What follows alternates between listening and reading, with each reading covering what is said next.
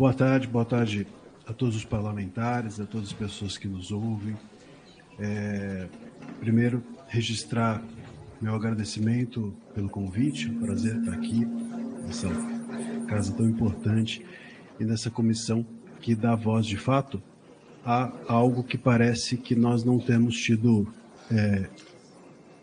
talvez não esteja dando muita importância a isso, nos órgãos que mais deveriam se importar com isso, que são justamente as autoridades públicas, que deveriam estar chocadas, investigando esses fatos, deveriam estar, inclusive, ao serem noticiadas desses fatos, porque esses fatos se tornaram notórios pela imprensa. Me parece que nós temos até autoridades que prevaricam, que passam a prevaricar, né? Que é algo ilícito. Também é um ilícito você ter o poder ou ter o dever de investigar e não fazê-lo, sabe-se lá em nome de qual valor ou em função de quê.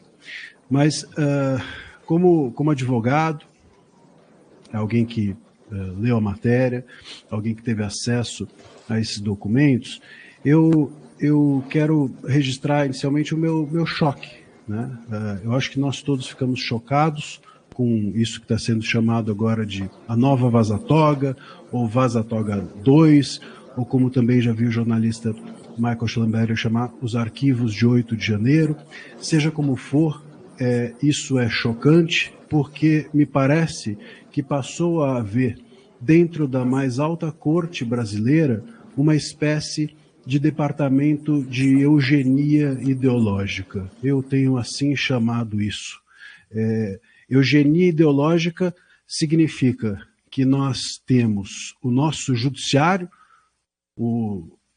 a mais alta corte do Brasil, separando os iguais, que é algo que a Constituição exige, que assim sejamos todos iguais, separando esses iguais por uma desigualdade ideológica. Então passa a haver aquela ideologia que está hoje dentro do Estado, que é uma ideologia progressista, que é uma ideologia de esquerda, sendo vista como a ideologia correta. E aquelas pessoas que não pertencem a essa ideologia passam a ser criminalizadas. Pela matéria, a gente percebe, eu acho que esse é o choque, que logo no início, no momento primeiro em que essas pessoas, esses réus do dia 8, estavam sendo investigados, no momento em que eles vão para uma audiência de custódia, no momento em que é o primeiro passo, vamos dizer assim, para que se possa dizer se ali há algo lícito ou ilícito, nesse primeiro passo eles já são separados por ideologia, né? Já passam a ser separados como se fossem criminosos ou não, a partir do pensamento, a partir da sua preferência política, a partir da sua concepção ideológica. E isso, mais do que algo ilícito, é algo que eu entendo como desumano. Porque se você não permite que as pessoas tenham um pensamento diferente daquelas que ocupam cargos de poder no Estado, bom, então nós não estamos aqui mais diante apenas de injustiça ou de violações aos direitos humanos. Talvez nós estejamos aqui diante de uma exigência de que as pessoas não sejam humanas. Se elas não podem pensar, se elas não podem ter a sua visão de mundo, então o que resta? O que é um ser humano se não algo que parte de uma premissa que é o pensamento? Se você não pode pensar ou ter uma consciência ideológica ou política sobre determinada, sobre o que te cerca, o que resta a nós de diferente dos animais? Me parece que isso é totalmente desumano mais do que injusto. Esse departamento ideológico, de eugenia ideológica, como eu tenho chamado, ele não apenas perverte a função do judiciário, a função do juiz, pois ele passa a ser o acusador, então há uma cooptação aqui das funções do Ministério Público no momento em que as pessoas chegam a um juiz e esse juiz acusa, esse juiz vai buscar provas, esse juiz vai formar provas.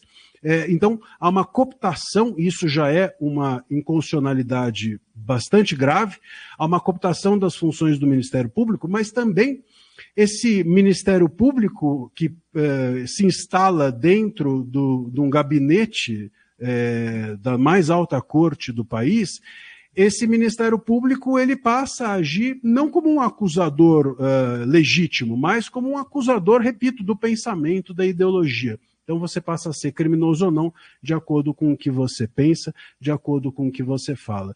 Acho muito grave, por exemplo, ter encontrado, inclusive, em uma das mensagens, a menção expressa ao que parece haver ciência do próprio ministro Moraes a respeito do que acontecia lá. Eu me recordo de uma mensagem que li, que dizia a PGR está pedindo a liberdade provisória. Pelo menos na mensagem estava escrito LP, entendo como liberdade provisória, ou seja, a PGR está querendo liberar a pessoa.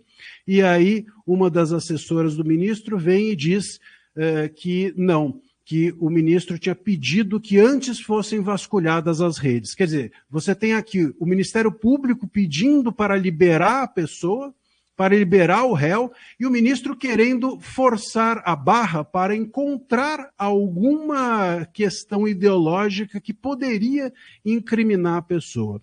Isso não é digno da mais alta corte, isso não é digno do Brasil, isso não é digno da Constituição, me parece muito, muito grave. Inclusive, também muito grave o sadismo de em outras mensagens que eu encontrei, em que um dos assessores diz vamos dar a cada um que cada um merece, 2 pontos à prisão. Então, daí você vê também que não havia nenhuma isenção. Então, nós temos o judiciário cooptando as funções do Ministério Público, o judiciário passando a acusar as pessoas a partir do que elas pensam, e o que elas pensam claramente fica ali explícito. O crime de pensamento atribuído a elas é ser de direita, ou é ser bolsonarista, ou qualquer coisa do gênero. Tanto que um desses réus, também em outra mensagem, foi acusado de ter se pronunciado contra o PT numa mensagem, salvo engano, de 2018. Quer dizer, não tinha nada a ver com o dia 8, não tinha nada a ver com o momento presente que se estava sendo julgado. Ou seja, essas pessoas estavam sendo julgadas não pelo que elas fizeram, mas pelo que elas pensavam, e pelo que elas pensavam, inclusive, retroativamente, pelo que elas pensaram um dia. Quer dizer, o grande crime delas foi ter um dia pensado diferente daqueles que estavam ocupando o poder.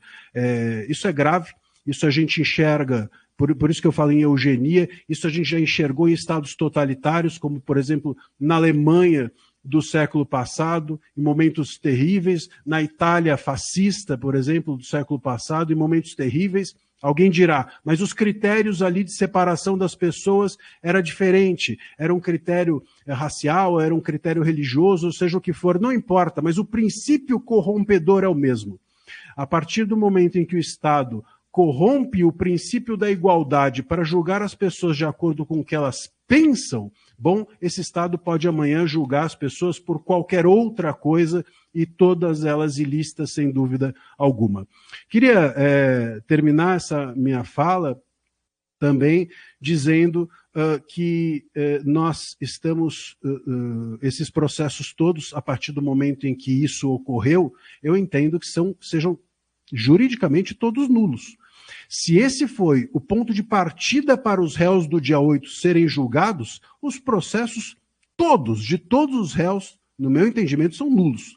São absolutamente nulos, mesmo aqueles que não foram captados, vamos dizer assim, por essas mensagens ou por essa investigação, ou por essa matéria. Porque a gente tem, inclusive, no direito penal, a teoria da árvore, não é? Que a árvore é envenenada, os frutos da árvore passam a ser envenenados quando a árvore se envenena. E aqui a gente tem o princípio, o tronco que é o norte de como eles foram julgados envenenados.